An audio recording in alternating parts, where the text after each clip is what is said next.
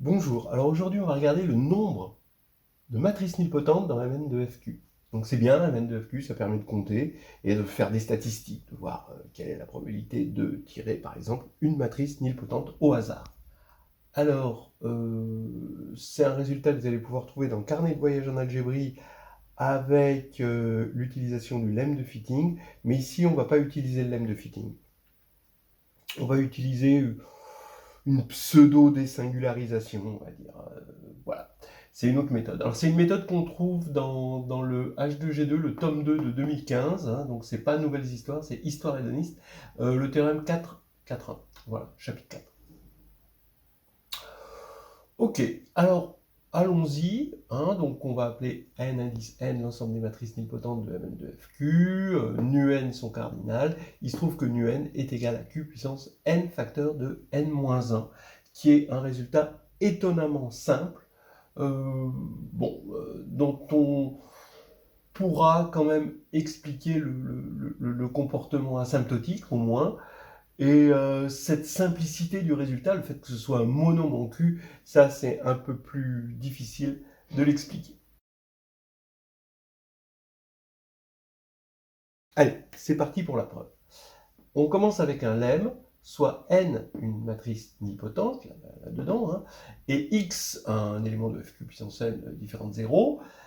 Alors, on va regarder le R max tel que x, nx, nr-1x est libre, donc c'est-à-dire qu'on applique n jusqu'à ce que ce ne soit plus libre.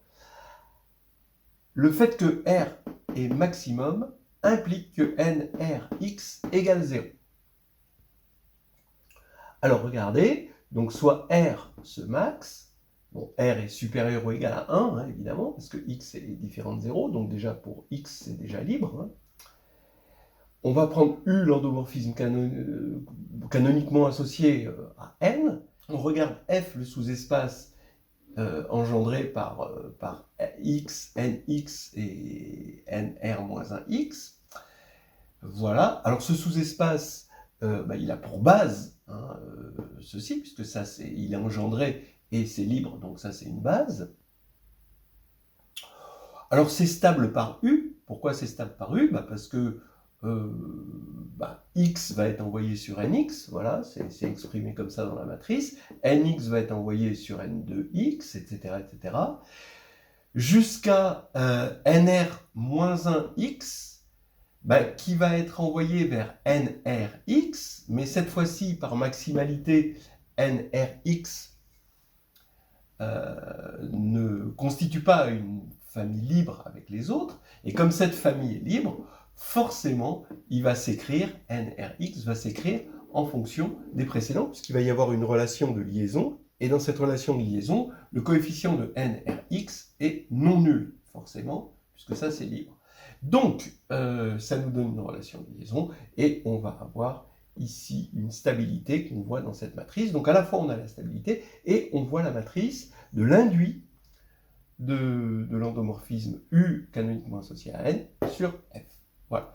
Alors maintenant, quand on regarde ça, on se doute bien, on reconnaît une matrice compagnon, donc ce qui veut dire que d'une part, le polynôme caractéristique de cette matrice, c'est XR moins la somme des AI XI, d'accord? Voilà, pour I allant de 0 à R-1, c'est une matrice RR, hein, donc c'est pour ça que c'est de degré R, le polynôme caractéristique. Mais d'autre part, comme U est nilpotent, U l'induit à F est nilpotent aussi, donc le polynôme caractéristique c'est XR. Donc en identifiant les polynômes, on a bien que les AI sont tous nuls, et donc nrx est égal à 0, c'est ce qu'on voit sur cette colonne.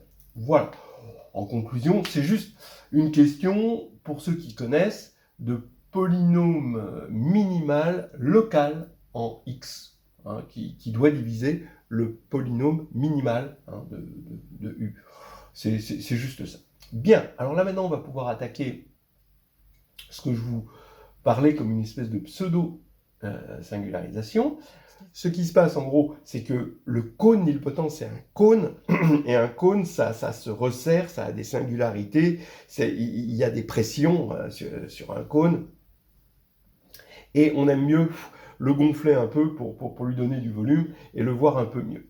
Donc on va créer une espèce d'extension de ce cône ici grâce aux familles libres. Alors ici, on a LRN, l'ensemble des familles libres de FQN possédant R éléments. Donc maintenant, je pose N, indice petit n tilde, c'est l'ensemble des couples constitués d'une matrice nilpotente de Mn de Q,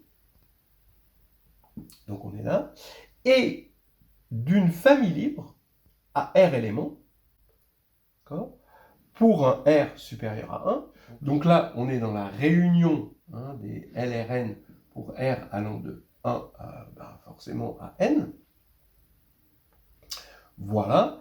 Et tel que, donc ici, on va avoir cette famille libre, ici, tel que N respecte la famille libre. Qu'est-ce que ça veut dire N respecte la famille libre? Ça veut dire que N de 0, c'est X1, N de X1, c'est X2, etc. Et qu'à la fin, N de XR-1, c'est XR, mais on convient que XR égale 0. Voilà. Donc, voilà, c'est exactement ce qui se passe dans la situation du lemme ici. Voilà, maintenant on va faire un petit bricolage là-dessus qui va nous permettre de calculer nu indice. Alors allons-y. Vous allez voir, ça va ressembler un petit peu, pour ceux qui connaissent, à la preuve de la formule de Burnside. On va regarder les deux projections sur la première coordonnée et sur la seconde coordonnée, donc respectivement sur N, le cône nilpotent, et sur la réunion des parties libres. Voilà. Donc, qui a un couple ici, ça associe N, et là, ça associe la partie libre que j'appelle X surligné, comme ça. Et je vais calculer de deux manières ce cardinal, le cardinal de ça. Alors, une manière, c'est de partir d'un N, nilpotent, et de regarder qu'est-ce que c'est que pi moins 1 de N, dans un premier temps. Voilà. Eh bien, oui, là, c'est pas difficile. Grâce au lemme de tout à l'heure, il suffit de choisir un X non nul dans FQ puissance N et de regarder la famille libre engendrée par N et ce X comme on a fait dans le lemme. Et évidemment, ce déterminisme fait que le couple ici ne dépend que de N et de X choisi. Comme N est fixé, il suffit de choisir X, et X doit être non nul, d'après le lemme, on a Qn moins 1 façon de procéder.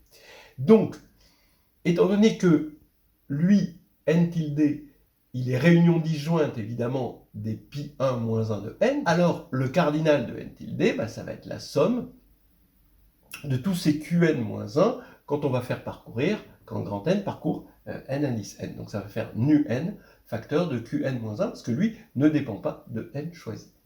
Voilà, donc ça c'est déjà une première chose. La deuxième façon, ça va être de partir, de regarder pi2 moins 1 de X bar, ici, et de regarder son cardinal. Alors, d'abord, je vais chercher le cardinal. Quel est le cardinal de l'ensemble des familles libres de cardinal R? Bon, alors ça c'est assez facile. On sait faire ça avec des actions transitives.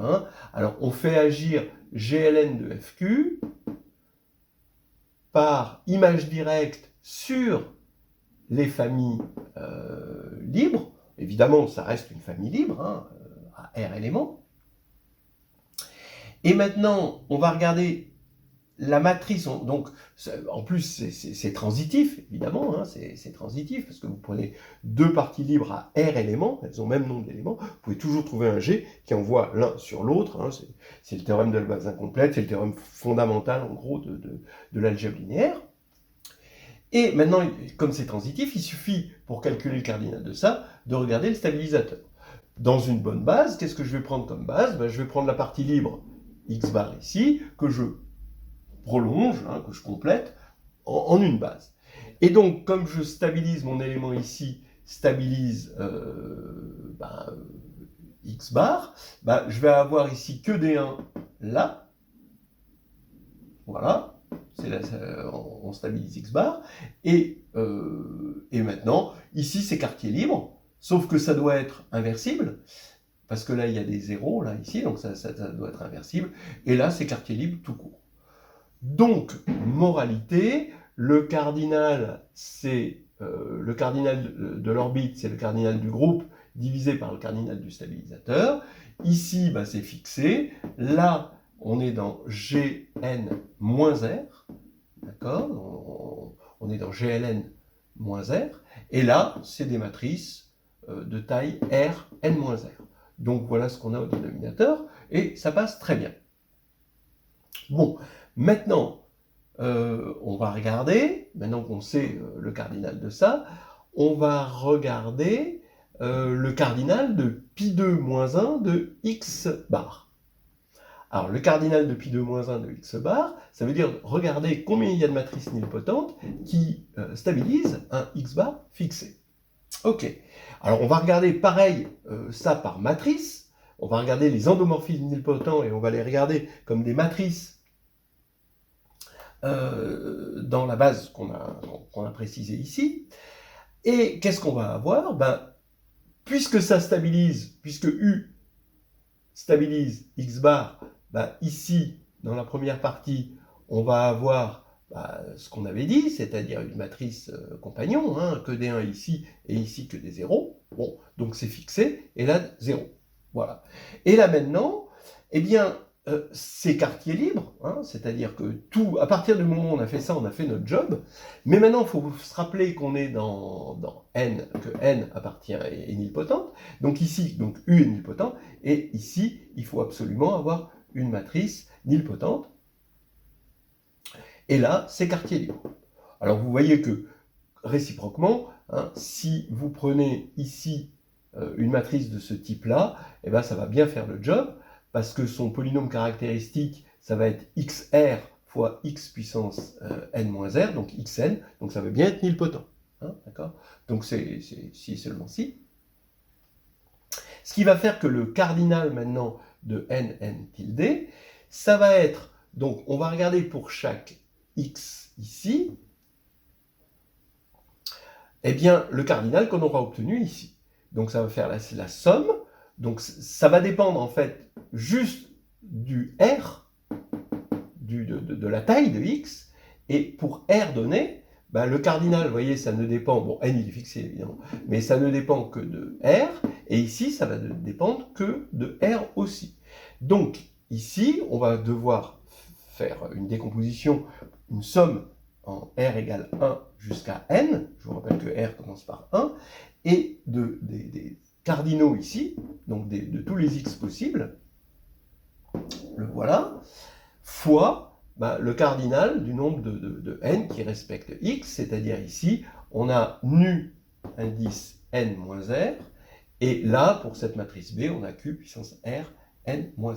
Ce qui fait que ici, ça se simplifie, et maintenant, on va avoir, grâce à l'égalité là, de ça et de ça, ces deux façons de calculer, on va avoir que ça est égal à ça. Et là, c'est vraiment une petite récurrence, un petit calcul très facile. Voilà, donc là maintenant ça va aller très vite. En comparant les deux façons de calculer ce cardinal, hein, on obtient d'une part q puissance n-1 nu n par la première méthode, et d'autre part cette somme-là, où Gn c'est le cardinal de GLN de FQ, hein, et voilà, et on cherche nu n. Donc ça nous fait vraiment une récurrence.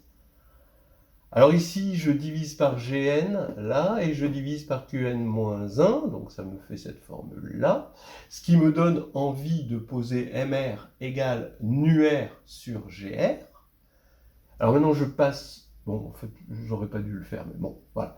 Je repasse lui de l'autre côté, ça fait Qn-1 Mn, ici, est égal à la somme des M. Alors, au lieu de n-r, je fais un changement de variable mr, mais r, cette fois-ci, va de 0 à n-1. Maintenant, je vais regarder le premier terme ici dans cette somme, c'est mn-1. Et ensuite, les autres termes. Mais d'après ce qu'on a démontré, la somme des autres termes, on reprend exactement cette même formule. Et donc, ça va être q puissance n-1 moins 1 fois m indice n-1. Voilà.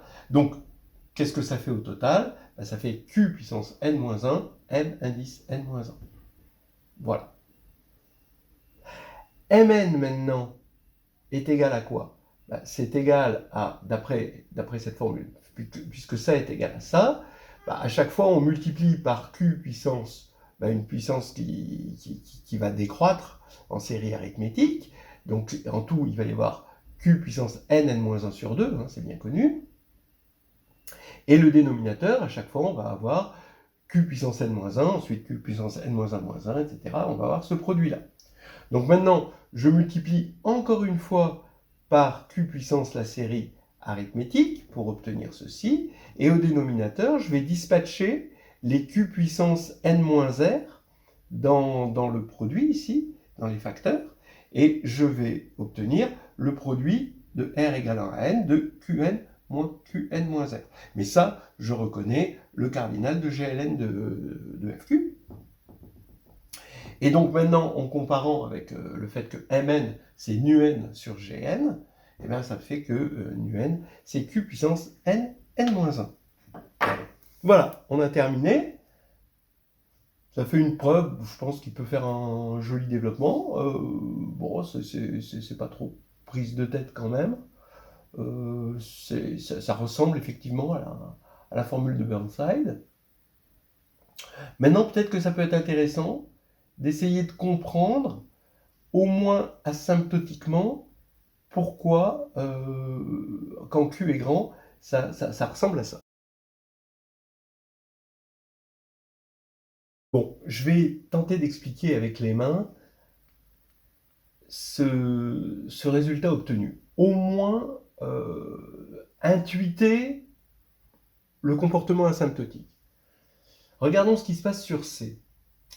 On va avoir ici le code nilpotent sur C, avec, d'après Cayley Hamilton, des matrices qui vérifient toutes n puissance petit n égale 0. Parmi ces matrices, je vais regarder les matrices telles que n puissance n-1 est différent de 0. Donc il n'y a que n puissance n qui vaut 0, mais en dessous, non. Alors, il se trouve que d'une part, c'est un ouvert de nn, puisque j'ai une application continue, et puis je la rends non nulle. Donc là, c'est un ouvert.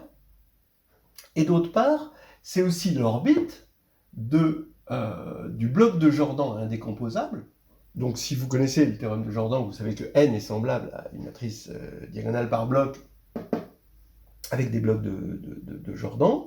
Mais la seule façon d'avoir n puissance n-1 différent de 0, c'est d'avoir un seul bloc, et ce qu'on appelle le bloc de Jordan indécomposable, Jn. Bon, donc on voit qu'on a à la fois un ouvert, une orbite, et bon, comme c'est souvent le cas dans le cadre de la géométrie algébrique, l'ouvert, on peut montrer qu'il est dense. Bon, mais en gros, il faut juste intuiter que ça va être en gros la grosse cellule, la grosse partie de NN. Hein, quand vous allez taper au hasard là-dedans, vous allez tomber ici. Les autres orbites sont beaucoup plus petites. Hein. Voilà, à cause de ce côté ouvert ici, le reste c'est des fermés, et les fermés algébriques, c'est vraiment des variétés de dimensions plus petites. Bon, je vous donne ça, ça ne correspond pas au bagage de Lagrange, hein, ça correspond à un bagage de géométrie algébrique. Et là maintenant, comme O c'est une orbite, c'est en bijection avec Gln de C quotienté par le stabilisateur de Jn.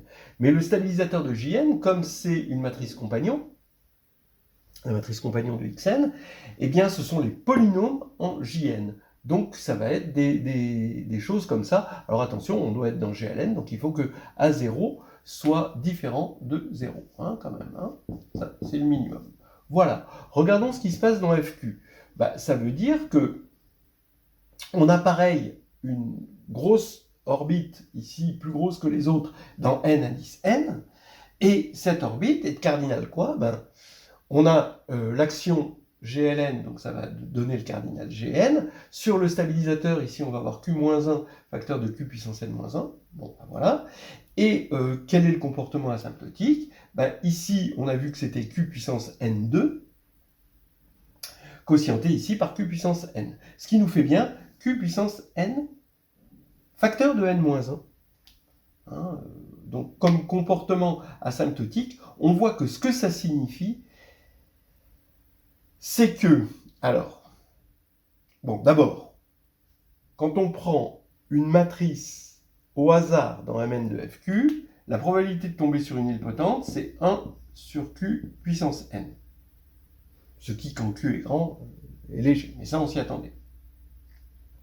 Mais d'autre part, ça veut dire que quand on prend une matrice nilpotente dans Mn de Fq, on est presque sûr, quand Q est grand, la probabilité d'être dans l'orbite du bloc de Jordan indécomposable, eh bien ça tend vers 1. Voilà, on a toutes les chances de tomber sur quelque chose qui va vérifier n puissance n-1 est différent de 0. Voilà, donc ça c'est sympa. Alors maintenant, dernière chose, vraiment dernière chose, mais là on commence à être dans du très haut perché. Il se trouve que on peut se demander pourquoi n a le même cardinal qu'un espace vectoriel de dimension n facteur de n-1. Voilà, parce que ça, c'est un espace vectoriel sur Q. Alors ça, c'est bizarre. Et en fait, le fait de tomber pile sur une puissance de Q, ça provient du fait que malgré toute intuition qu'on peut avoir au départ sur la question, le cône ressemble, ça c'est un cône, c'est pas un espace vectoriel, puisque c'est un cône, mais il est rationnellement lisse, ça veut dire qu'il ressemble à un espace vectoriel. Alors, rationnellement lisse, ben, un cône, quand c'est lisse, vous pouvez vous convaincre que c'est un espace vectoriel. Un cône, en gros, il a une pointe, et un cône qui n'a pas de pointe, c'est un espace vectoriel. Donc, bon, alors il y a une idée que, dans un sens, il est lisse. Alors, dans un sens cohomologique, et après, quelle cohomologie, ça c'est plus compliqué, mais bref, il est lisse. C'est pour la cohomologie rationnelle, évidemment. Ici, on va avoir de la licité, et c'est cette licité qui lui donne ce cardinal-là. Mais ça, vous pouvez totalement l'oublier, c'était juste pour lancer des petites perspectives assez jolies, et pour donner envie d'aller vers ce merveilleux domaine qui est la géométrie algébrique.